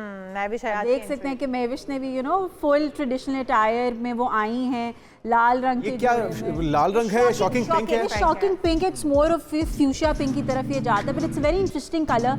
एंड आई थिंक हमारी जितनी भी अब ब्राइड्स हैं, ब्राइडल सीजन आ गया है, उनको एक्सपेरिमेंट ज़रूर करना चाहिए विद कलर्स और वो ट्रेडिशनल एक ही रंग के कपड़ों में से उनको निकलना चाहिए। अच्छा, हम वैसे वेस्टर्न जो शोज देखते हैं उसके अंदर नॉर्मली शोज के अंदर ऐसी ड्रेसेस होते हैं जो आम पहनावे में तो आ नहीं सकते। बड़े बड़े उन्होंने घोंसले बना रखे होते हैं बिल्कुल और किसी के सर पे कोई गुलदान पड़ा होता है, लेकिन ये रियलिटी बेस्ड है हमारा जो रियलिटी बेस्ड है। और यही एक इंटरेस्टिंग चीज़ होती है कि जो एक्चुअल आपने पहनाना है लोगों को, आप उसी की रिफ्लेक्शन भी दिखा रहे होते हो। अच्छा, दैट्स वेरी इंटरेस्टिंग। उर्वा और बिलाल उनकी एंट्री भी बहुत ज़बरदस्त थी, वो भी अपने नाज़रीन को दिखाते हैं और शायकीन की तरफ से वहाँ पे जो हाज़रीन थे उन्होंने बड़ा पसंद किया। बिलाल सईदी ने परफॉर्मेंस को भी बहुत एंजॉय किया था लोगों ने, वो साथ उन्होंने चीखें मार रहे हैं, कुछ आवाज़ें वो भी निकाल ये फैंस की तरफ से पज़ीराई मिल रही है। लेकिन उर्वा का कलर भी आप देख रहे हैं, बहुत लाइट कलर में वो उन्होंने रैंप पर वो आई हैं। More about pastels now rather than the वो basic red orange light colour, बड़े खूबसूरत कलर्स में ये रैंप वॉक है।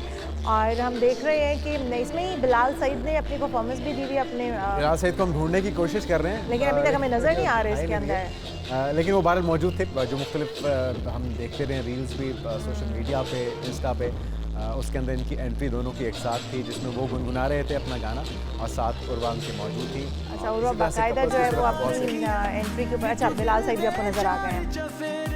बिलाल सईद ने तो बहुत एंजॉय किया था, मतलब आप देख सकते हैं कि वो गाना गा रहे हैं, उसी डिज़ाइनर के उन्होंने कपड़े भी पहने हुए हैं। तो ये भी एक बड़ा इंटरेस्टिंग एक चीज़ होती है कि जो आप परफॉर्मेंस दे रहे होते हैं लोग, वो भी उसी डिज़ाइनर का लेबल पहन के आज आते हैं उनके शो में। अच्छा, ये बड़ा मैटर करता है कि जो आप रैंप पर दिखा रहे हैं वही आप पब्लिक पहनना पसंद करें। जैसा जुनैद कह रहे थे कि इससे पहले हमने जितने फैशन डिज़ाइनर्स के हम डिज़ाइंस देखते हैं तो उसके ऊपर जो घोंसले डिफरेंट किस्म के उन्होंने अटायर और जो कि आम रूटीन में हम देखते हैं कि वो यूज़ नहीं किए जाते, वो दिखाए जा रहे होते हैं। इस वक्त सोनिया हुसैन है स्क्रीन के ऊपर और इनका अटायर भी बड़ा खूबसूरत है।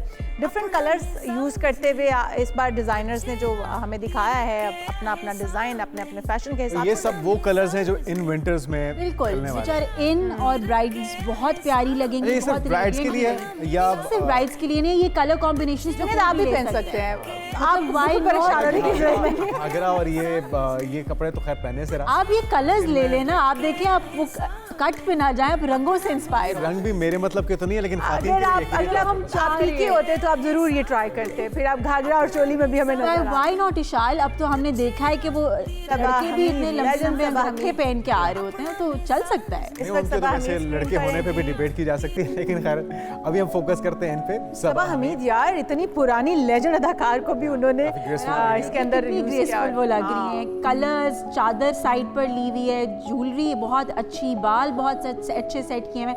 And I think this is also great way to show कि खाली वो स्लीक बांस नहीं, आप अपने हेयरडू के साथ भी एक्सपेरिमेंट करें, ज्वेलरी के साथ भी एक्सपेरिमेंट करें। और मदर्स के लिए आइडियाज जो मिलते हैं शादी के लिए वो बड़े अच्छे मिल जाते हैं आपको कि अगर इस एज में सबा हमीद ये अटायर पहन सकती हैं तो फिर हमारी माएँ क्यों नहीं। वो एक ब्राइडल्स की मदर के लिए एक अच्छा ये था, बहुत अच्छी लोग, एक अच्छा आइडिया है उनके लिए।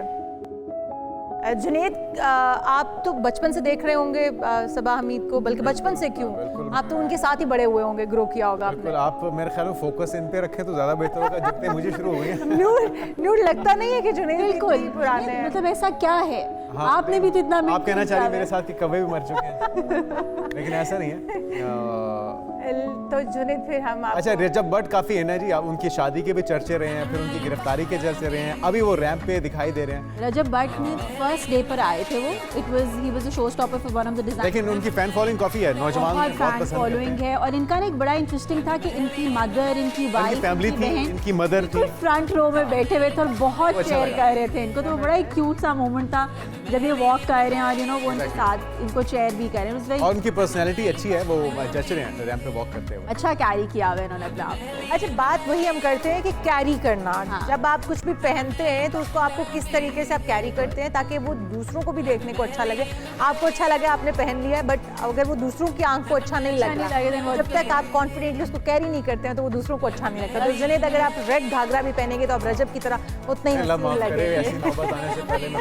वैसे रेड कुर्ता तो ऐसे शौक नहीं है Junaid, I think red kurta तो चल सकता है। रेड कुर्ता चल सकता है, रेड में थोड़ा मैरून टच हो जाए। नहीं, हम जरा फ्लैशी रेड फ्यूशिया पिंक करके साथ एक चादर आपको देते हैं, बहुत अच्छे लगेंगे। बिल्कुल सही है, डन हो गया।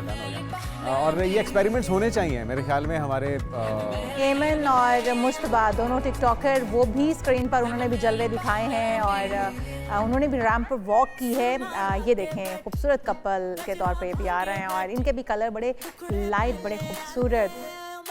अब मेन स्ट्रीम में ये लोग जगह बना रहे हैं। पहले यूट्यूबर्स को हम सिर्फ उनकी वीडियोस में देख सकते थे, टिकटॉकर्स को उनको काफ़ी तनकीद का निशाना बनाया जाता था, लेकिन जितनी बड़ी इंडस्ट्री बन चुकी है और जिस तरह से एक्नॉलेजमेंट हो रही है, अब उन्हें मेन स्ट्रीम शोबिस हो, इंडस्ट्री हो, उसके अंदर भी जगह मिलनी शुरू हो चुकी है। अब हमारे मॉडल्स और अदाकारों से ज़्यादा अच्छा जो है मेरे ख्याल में ये परफॉर्म करने लग गए हैं, इसलिए बहुत इंटरेस्टिंग चीज़ होती है। प्लेटफॉर्म भी एक बड़ा वो फ्लरिशिंग प्लेटफॉर्म है, बहुत सारे लोगों को मौका मिलता है, आपके यूट्यूबर्स हो जाए, टिकटॉकर्स हो जाए, नए मॉडल्स हो जाए, एक बड़ी कहने कि लॉन्च बड़ा अच्छा हो जाता है इनका इस साइड पर। और ये जी निम्रा खान के फैंस जो हैं वो भी भरपूर दाद दे रहे थे। निम्रा खान तो खूबसूरत लग रही है यहाँ पे।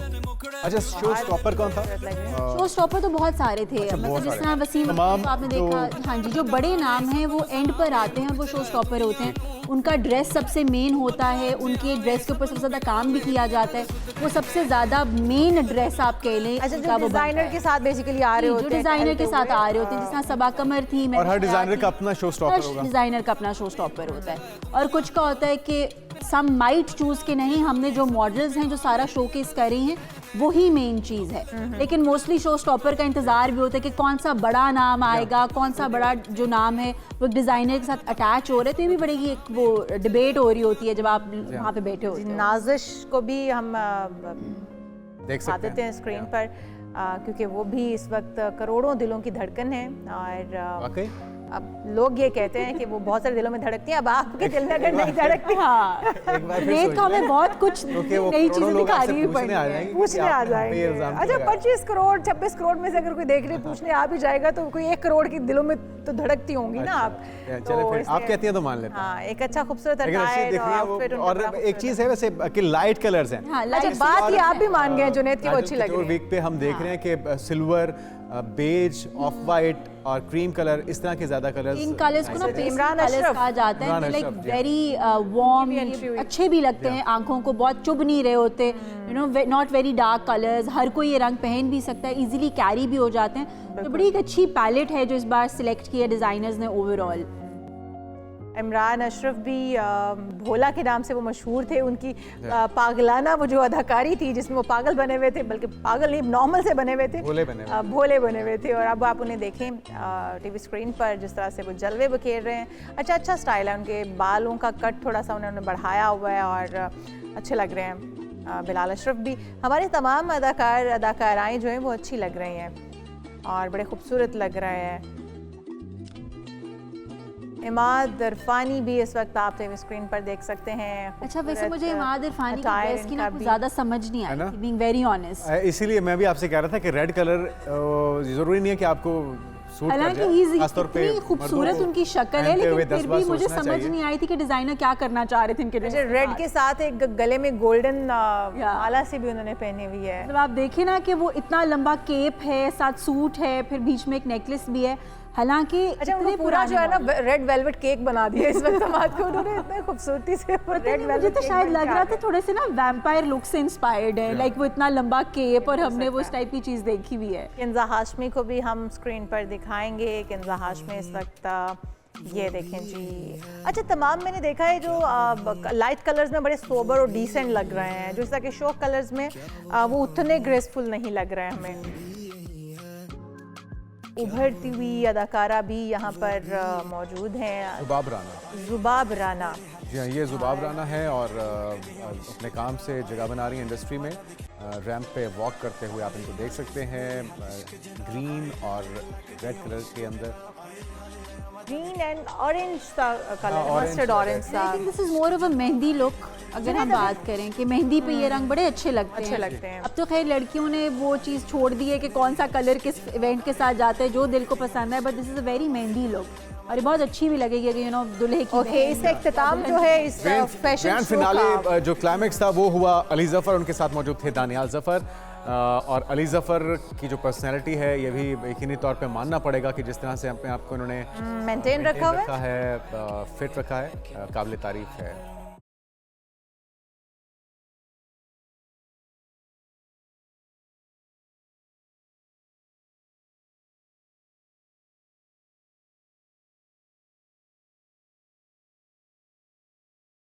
जी ये वो गाना है जो उन्होंने स्पेशली इस इवेंट के लिए बनाया है और आपने इस ये इनका नया लॉन्च हो रहा है गाना, नया इंडस्ट्री में गाना आ रहा है। इसके ऊपर ये लोग, ये दोनों भाई मिलकर ना हमें इंस्टाग्राम पे जरा स्निपेट्स भी देते रहे। एक नया गाना आ रहा है, एक नए रैपर के साथ हम कर रहे हैं, तो उस गाने को उन्होंने यहाँ परफॉर्म किया है for the public for the first time. ये भी एक बड़ी एक इंटरेस्टिंग चीज़ थी और एक इंटरेस्टिंग तरीके से उन्होंने दिखाया है। So it is you know very nice to see them. और वैसे भी इनका कॉम्बिनेशन मज़े का है, दोनों भाइयों का केमिस्ट्री बहुत अच्छी है और बहुत अच्छी तरह से परफॉर्म भी करते हैं। आई थिंक एक जुगलबंदी भी इनकी बड़ी मज़ेदार लगती है। कॉम्बिनेशन था, एक अच्छी परफॉर्मेंस थी। और जो सबसे ज़्यादा पसंद की जाने वाली जोड़ी थी वो थे अनमोल बलोच और उसामा खान, तो उनकी भरपूर एंट्री और आमद वो भी देखिए। इनकी वॉक भी बहुत अच्छी थी, जिस तरह से ये रैंप पर चल कर आए थे, और बड़ा एक लुक भी बहुत इनकी प्यारी थी जब ये लोग चल के आ रहे थे। ओवरऑल लोगों ने बड़ा पसंद किया था की तरह, जिस तरह से उन्होंने पूरा गेटअप उनका पूरा हटाए, उनका बड़ा खूबसूरत लग रहा है। ओवरऑल सिल्वर और light colours, beige white colour में वो जिस तरह से रैंप पर आए, सिल्वर, ये कलर्स नुमाया रहे हैं इस बार और एक तब्दीली है, अच्छी तब्दीली है। तो नूर ये ट्रेंड चलेगा भी क्योंकि अच्छा चेंज देखा जा रहा है। ये अच्छा चेंज है। और क्या समझती हैं कि इस बार यही लाइट कलर ही चलेंगे या फिर, क्योंकि विंटर में मोस्टली हम देखते हैं डार्क कलर ज्यादा इन होते हैं, तो क्या ये लाइट कलर इस बार चलेंगे पूरा विंटर? ये जो ब्राइडल वीक होता है, दिस एक्सप्लेन्स के ओवरऑल लुक्स क्या रहेंगी पूरे साल में।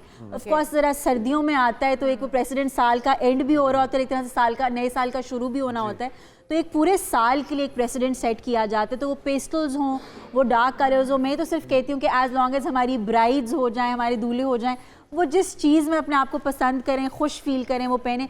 But yes, one should experiment with colours. एक वो हमेशा से जो होता है ना रेड मरून वाली फैमिली में जाना, उससे निकलना भी चाहिए। तो एक्सपेरिमेंटेशन एक अच्छी एक्सपेरिमेंटेशन है। अच्छा जी, हरीम फारूक हैं लास्ट में, और करोड़ों दिलों की ये भी धड़कन मानी जाती हैं, और इन्होंने भी स्क्रीन पर अपने जलवे दिखाए हैं और इनका अदार भी बड़ा खूबसूरत था। अच्छा जुनैद, अभी तक मैंने जो देखा है लाइट कलर्स देखे हैं, और जिस तरह से नूर भी कह रही है कि इस बार लाइट कलर्स जो है वो ओवरऑल साल में इन रहेंगे। बाकी जो डार्क कलर्स हैं, रेड मैरून, वो हम आउट। डार्क कलर में अगर देखा जाए तो फिर ब्लैक जो है उसका कंपैरिजन किसी के साथ नहीं किया जा सकता, वो तो सारा एवरग्रीन कलर है। और ब्राइड्स वैसे भी बहुत कम पहनती हैं, हमारे जो बड़े बुजुर्ग हैं वो तो नाराज हो जाते हैं अगर कोई ब्राइड पहन ले। खास मुझे बहुत शौक है कि मैं किसी ब्राइड को ना प्रॉपर ब्लैक, क्यों नहीं नूर, अपनी शादी पे आप ब्लैक आउटफिट आप ब्लैक रखना। आपको इंटरेस्टिंग बात बताऊं, मेरे भाई की मेहंदी थी और मैंने भाई की मेहंदी, दूल्हे की बहन होकर मैंने मेहंदी पे काला। हाँ जी, तो दूल्हे की बहन तो पहन ही लेती है, लेकिन दुल्हन खुद अगर पहने, इससे बहुत अच्छा लगता है। कवाली नाइट अगर लुक की जाए ना, ब्राइड अगर कवाली नाइट पे ब्लैक एंड गोल्ड को यूज करे तो बहुत अच्छा लगता है। जैसे भी हरीम फारूक को भी हम देख रहे हैं, इन्होंने बड़ी वो ट्रेडिशनल ज्वेलरी पहनी हुई है, गोल्डन दुपट्टा, ये गोटे वाला दुपट्टा है, गोटे वाला दुपट्टा है ये ट्रेडिशनल पंजाब में खास तौर पे। और आप देखें ना साथ भी अच्छे लग रहे हैं, का काम वो भी बहुत अच्छे लग रहे हैं। वो भी ब्लैक, जैसा ब्लैक की बात कर रहे थे ना, उन्होंने भी साथ ब्लैक कैरी किया। अच्छा शुक्र है उन्होंने गोल्डन नहीं ऊपर कुछ पहन दिया। ब्लैक और गोल्ड में आई थिंक ये एक बड़ी क्लासिक एग्जांपल है लेस इज मोर की। इतना ओवरडू करने की जरूरत नहीं है, less is also very nice. और ब्लैक देखें ना अपने में कितना पावरफुल ड्रेस है, कलर है, उस तरह से जरूरत नहीं पड़ी। वो कहते हैं ना अगर कुछ समझ ना आ रहा हो तो आप ब्लैक पहन लें और आपको खुद ब खुद आपका कॉन्फिडेंस जो बहाल रहेगा। तो वो ब्लैक कलर तो डेफिनेटली बहुत पावरफुल कलर है, सबको अपने अंदर जम कर लेता है, लेकिन वो खुद किसी कलर के अंदर कलर का नहीं होता। वेरी ट्रू, बड़ी खूबसूरत बात है। ये था ब्राइडल वीक। नाज़रीन, उम्मीद करते हैं कि इन फैशन ट्रेंड से आपने भी काफ़ी कुछ सीखा होगा। नूर हमारे साथ मौजूद थी, थैंक यू सो मच नूर, हमारे साथ मौजूद थी। हम एक ब्रेक लेते हैं, ब्रेक के बाद दीगर बहुत से इश्यूज हैं जिस पर बात होगी इस ब्रेक पर। नाज़रीन वेलकम बैक। और जिस तरह से आप जानते हैं कि ठंड आ चुकी है और ठंड आते ही जो ठंड की मुनासबत से खाने हैं वो बहुत ज़्यादा मकबूल हो जाते हैं, जिसमें सूप भी है, फिश भी है, जिसमें ड्राई फ्रूट है और कश्मीरी चाय भी है। अच्छा, कश्मीरी चाय के बारे में ना ये एक बड़ा कॉन्सेप्ट है कि वो पिंक कलर की होती है। हमने भी वो पिंक ही होती है, पिंकी होती है, लेकिन इसमें पिंक कलर क्यों आता है? मतलब ऐसा क्या है इसमें? खास लीफ जो होते हैं उसकी जो पत्ती होती है, वो जब आप उसको ऐड करते हैं, जब उसका रंग निकलता है तो वो पिंक होता है। अच्छा, मुझे आज तक ये समझ नहीं आई थी, आज मुझे जुनैद ने ये क्लियर किया कि जैसे पत्ती होती है वो उसका लीफ का कलर एक डार्क होता है, लीव्स होते हैं, और वो जब आप उसको बॉयल करते हैं पानी के अंदर और उसमें जब मिल्क ऐड होता है तो वो पिंक कलर की सूरत में। कश्मीरी होने के बावजूद आज तक मुझे ये नहीं पता कश्मीरी चाय कैसे बनती है, तो हम पहले अपने नाज़रीन को पैकेज दिखाते हैं, जरा आपको मजीद डिटेल में बताते हैं कि कैसे बनती है ये।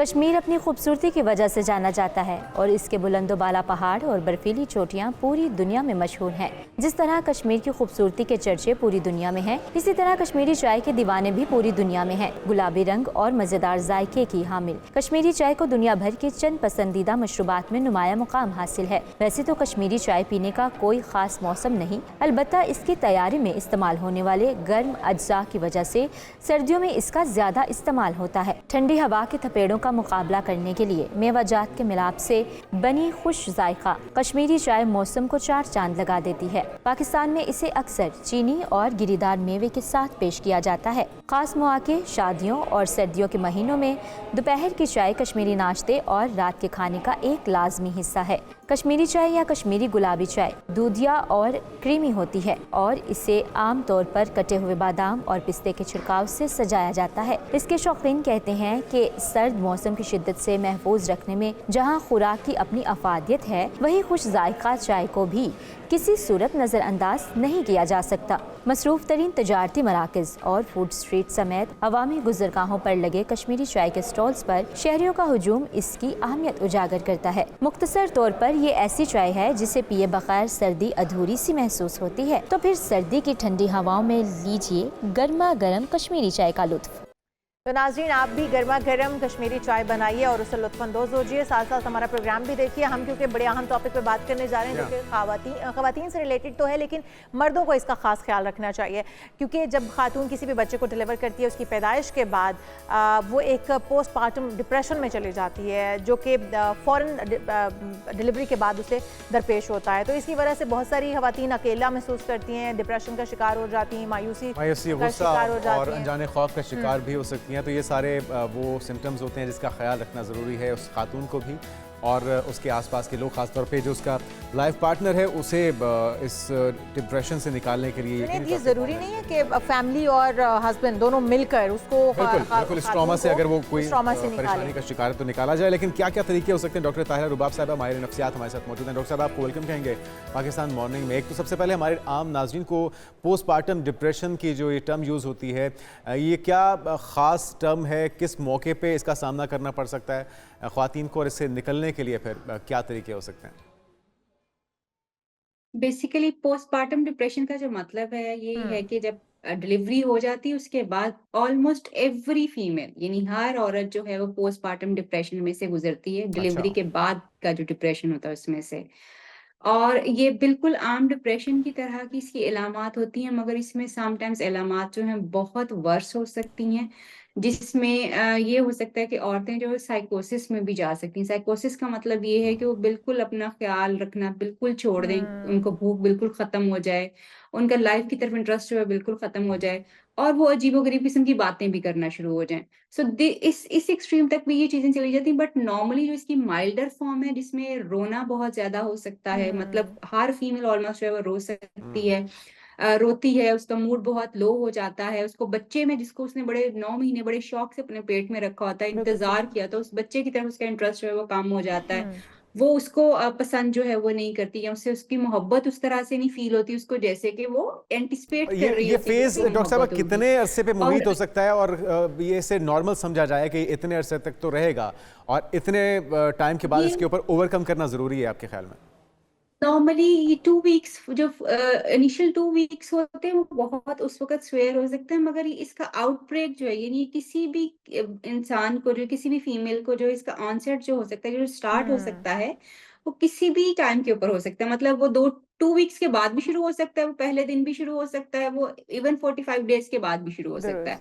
लेकिन इसके ऊपर चेक रखना जो है बहुत जरूरी है कि ये एक्चुअली ये जो एकदम से उसके बिहेवियर में चेंज आ रहा है, जितनी लोनलीनेस उसको फील हो रही है, वो एक्चुअली पार्ट ऑफ उसकी रिकवरी जो है, पोस्टमार्टम से रिकवरी एक्चुअली इस तरह से हो रही होती है। But at the same time कुछ लोग डॉक्टर ताहिरा, हम ये भी देखते हैं कि जब माएँ इस फेज से गुजर रही होती हैं, वो थोड़ा चिड़चिड़ापन आ जाता है उनमें, या फिर वो मूड स्विंग्स उनके हो रहे होते हैं, तो उस वक्त फैमिली उन्हें बहुत इग्नोर कर देती है, लाइफ पार्टनर उनका उन्हें इग्नोर कर देता है, या फिर उस तरह से केयर नहीं कर पाता। बहुत सारे कम लोग होते हैं जो इस चीज़ को अंडरस्टैंड कर पाते हैं कि इस वक्त उनकी लाइफ पार्टनर, उनकी बीवी या घर की खातून जो वो किस मसले से दो चार है।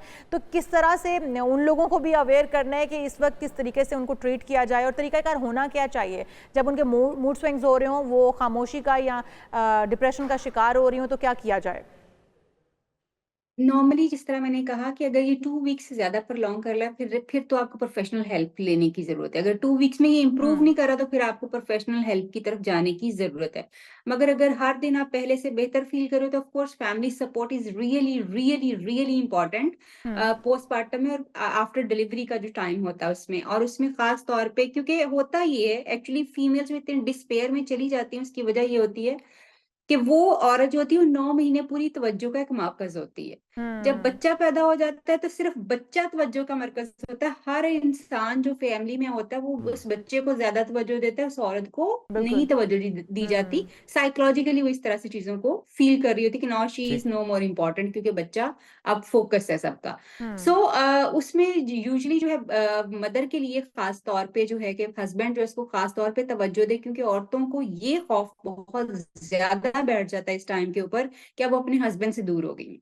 अब वो अपने हस्बैंड के साथ उस तरह से फ्रीली जो है वो नहीं मिल पाएँगी, उनको वो दूरी बहुत ज़्यादा लगती है और वो ऑटोमेटिकली वो देख भी रही होती हैं, क्योंकि बच्चे को उठा के सब लोग फिर रहे होते हैं या देख रहे होते हैं। सो बेसिकली जितना ज़्यादा आप इमोशनली अपनी वाइफ के साथ उस टाइम के ऊपर कनेक्ट करेंगे, उसको जितना ज़्यादा लुक डॉक्टर आफ्टर तायरा, इसको करेंगे, किसी जितना बीमारी के ज़्यादा तौर टाइम पर उसके भी साथ लिया जा गुजारेंगे, सकता है कि ये कोई बीमारी है, इट इज़ अ उसका इस तरह से बीमारी। ये बिल्कुल, बिल्कुल ऐसा ही है जी। शुरू के जैसे मैंने कहा कि शुरू के 2 वीक्स में अगर इसमें इम्प्रूवमेंट आ जाए तो दैट्स अ नॉर्मल थिंग है, ठीक है। लेकिन बहुत सारी औरतें जिनको अपने इन सिम्पटम्स का पता नहीं चलता, वो साल हर साल इवन फॉर द नेक्स्ट जो उनकी डिलीवरी होती है उस वक़्त तक वो उस चीज़ फँस जाती है। यानी ये बीमारी के तौर पे ही इसको ट्रीट किया जाना चाहिए, इसको एक कंडीशन के तौर पे लिया जाना चाहिए मोर देन अ बीमारी, कि ये कंडीशन है जिसमें से जितना उस औरत का सपोर्ट सिस्टम बेहतर होगा और ख़ास तौर पे हस्बैंड का बिहेवियर अपनी वाइफ की तरफ पॉजिटिव होगा, लविंग केयरिंग होगा, वो उतनी जल्दी उसमें से बाहर आएगी। अगर वो अकेला फ़ील करेगी तो फिर वो एक उसके लिए मुश्किल हो जाएगा। देन आपने देखा होगा कि हमारे यहाँ पे एक ठीक है, बड़ा अच्छा सिस्टम है बहुत शुक्रिया कि डिलीवरी के टाइम के ऊपर डॉक्टर तायरा साहबा, बहुत शुक्रिया। आप तफसीलन बता रही थी, बहुत ही अहम और हसास मामला है। लाइफ पार्टनर को सबसे ज़्यादा जिम्मेदारी का मुजाहरा करना होगा। आप सबका फेवरेट टॉपिक है, आपका ये हफ्ता कैसा गुजरेगा, सितारों का हाल क्या, जान लेते हैं? बिल्कुल जी, जान लेते हैं। उनसा शाह हमारे साथ मौजूद हैं, वेलकम टू शो। उनसा आपको कहेंगे, उनसा आपका ये हफ्ता अच्छा जा रहा है, माशाल्लाह से शुरू हो चुका है, और हमारे नाजरीन का कैसा गुजरने वाला है, 1 बाय 1 हमें बताना शुरू कीजिएगा। जी, गुड मॉर्निंग, अस्सलाम वालेकुम। गुड मॉर्निंग, वालेकुम अस्सलाम। एरीज से शुरू करते हैं, और एरीज के लिए ये हफ्ता बहुत मसरूफ रहेगा। किंग ऑफ वॉन्ड्स का कार्ड है, उनके अंदर बड़ा पैशनेट एनर्जी नजर आ रही है। करियर, काम, कारोबार के हवाले से वो बहुत एक्टिव होंगे, बहुत एनर्जेटिक होंगे, और बहुत जो काम प्लान कर रहे थे, जो चीज़ें सोच रहे थे, उनको एक्शन लेने का टाइम आ चुका है। तो ये हफ्ता उनके लिए काफ़ी मसरूफ रहेगा कारोबारी हवाले से। टॉरस की बात करते हैं। टॉरस के लिए ट्रैवल लग रहा है आने वाले हफ्ते में, कुछ चैलेंजेस भी हैं, अप डाउन रहेगा उनका काम या रिलेशनशिप या घर के मामलात। लेकिन ये है कि जो भी वो चाह रहे हैं, पेमेंट्स चाह रहे हैं, या बिजनेस में या जॉब के हवाले से भी उनको कामयाबी ज़रूर मिलेगी, लेकिन विद स्ट्रगल एंड चैलेंजेस। अब जेमिनाई की बात करते हैं। जेमिनाई वालों के लिए 5 ऑफ वॉन्ड्स ये हफ्ता काफ़ी कॉन्फ्लिक्टेड, यानी कि बहुत मुश्किल हफ्ता होगा जेमिनाई वालों के लिए। बहुत सारी चीज़ें जो हैं वो डिलेज भी हो सकती हैं, कुछ पेमेंट्स डिलेज हो सकती हैं, कारोबार में कुछ थोड़ा बहुत नुकसान भी उनको उठाना पड़ सकता है, लेकिन किसी के साथ लड़ाई झगड़ा भी उनका हो सकता है। तो आपको बहुत पेशेंस के साथ चीज़ों को लेके चलना चाहिए। कैंसेरियंस की बात करते हैं। कैंसर पेज ऑफ सोर्ड, तो उनको कोई गुड न्यूज़ भी मिल सकती है। काफ़ी कैंसेरियंस खवातीन कंसीव भी कर सकती हैं, लेकिन ये जो है वो किसी के साथ उनका कोई थोड़ा बहुत झगड़ा भी हो सकता है, वर्क प्लेस पर या घर में किसी के साथ कोई इशू हो सकता है। लियो के लिए बात करते हैं। 10 ऑफ सोर्ड, तो जो लोग बहुत ज़्यादा परेशान थे अपने लोन के हवाले से या पैसों के हवाले से या फाइनेंशियल इश्यूज थे या जो भी मसले थे, वो अब उनके रिलीफ उनको मिलेगा और उनकी लाइफ में एक न्यू बिगिनिंग मुझे नजर आ रही है। वर्गो की बात करते हैं। किंग ऑफ कप्स, तो रोमांटिक रहेगा ये आने वाला हफ्ता। शादी के हवाले से वर्गो की एनर्जी बहुत अच्छी है, और रिलेशनशिप के हवाले से ये काम भी अगर करेंगे तो बहुत दिल लगाकर और डिवोटेड होके करते हुए लग रहे हैं। लिब्रा की बात करते हैं, लिब्रा क्वीन ऑफ सोर्ड, बहुत ओवर थिंकिंग कर रहा है लिब्रा, बहुत ज्यादा सोचता है, प्लान करता है लेकिन एक्शन नहीं लेता है। तो आपको एक्शन लेना चाहिए, काम करना चाहिए। सिर्फ प्लान बनाने से आगे इंसान नहीं बढ़ता है। और जो भी इस हफ्ते कोई फैसला करते हैं पर्सनल लाइफ से रिलेटेड या कारोबार से रिलेटेड, बी प्रैक्टिकल और जो है वो बहुत सोच समझ के फैसला करें। स्कॉर्पियो के लिए जो कार्ड है टेम्परेंस का कार्ड है, काफी मामलात जो हैं स्कॉर्पियंस के बैलेंस होंगे, बहुत वेल ऑर्गेनाइज लग रहा है स्कॉर्पियो। बहुत सारी चीजें जो पेंडिंग में थी, जो काम नहीं हो रहे थे, उनको कंप्लीट करता हुआ लग रहा है स्कॉर्पियो। और अगर मामलात आपके अप डाउन होते हैं या इश्यूज आते हैं तो बहुत पेशेंस के साथ उनको चीजें लेके चलनी है। सेजिटेरियस की बात करते हैं, थोड़ा एंजाइटी डिप्रेशन लग रहा है सेजिटेरियस को। कोई काम करते फ्यूचर को लेकर प्लान करते हैं लेकिन बहुत इनसिक्योरिटी है, काम नहीं कर पाते हैं, ट्रस्ट इश्यूज बहुत ज्यादा मुझे नजर आ रहे हैं सेजिटेरियस को। कैप्रिकॉर्न की बात करते हैं, 2 ऑफ कप्स, यहाँ पे रोमांटिक एनर्जी नजर आ रही है, शादी के हवाले से बहुत अच्छा टाइम है, लव मैरिज की बहुत अच्छे चांसेस नजर आ रहे हैं। आपको आपका पसंद का कोई पर्सन मिल सकता है, किसी के साथ दोस्ती हो सकती है, रिलेशनशिप बन सकता है या बिजनेस पार्टनरशिप भी आपकी बन सकती है। ठीक है। एक्वेरियस की बात करते हैं, क्वीन ऑफ वॉर्ड्स, बहुत एनर्जेटिक और एक्टिव लग रहा है एक्वेरियस ये हफ्ता। जॉब बिजनेस के हवाले से, स्पेशली आपके करियर के हवाले से या कोई ट्रैवल के हवाले से ये हफ्ता आपका बहुत जबरदस्त होगा।